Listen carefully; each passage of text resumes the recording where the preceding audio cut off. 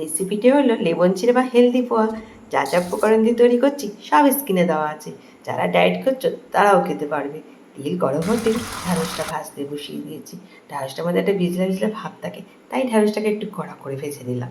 এইবার বাদামটা দিয়ে দিয়েছি, কাঁচা বাদাম, সেটাও তো ভালো করে ভাজতে হবে, তাই না? এবার ওটা ভাজার পরে কারি পাতা, কারি পাতাটাও ভাজা করে নিয়েছি। এইবার তো এক এক করে সব দিতে থাকবো। প্রথমে আদা কুচি, তারপরে দেবো হচ্ছে খোসা ছাড়ানো ছোলা ভাজা, সেটাকেও ভাজা করার পরে একটু হলুদ রঙের ক্যাপসিকাম, পেঁয়াজ আর কাঁচা লঙ্কা কুচি, তারপরে সেটাকেও একটু ভাজা ভাজা করলাম।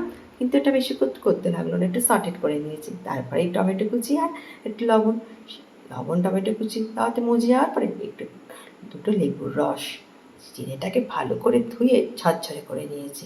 এবার ওই সবজিগুলোর মধ্যে চিড়েটা দিয়ে 2 মিনিট রান্না করলাম। তারপরে পুরো রান্নাটা করতে লাগলো 10 মিনিট। এবার কারি পাতা ছড়িয়ে দিয়ে পরিবেশন করলো। সবাইকে বললো ফ্যান্টাস্টিক, করে খেয়ে দেখ।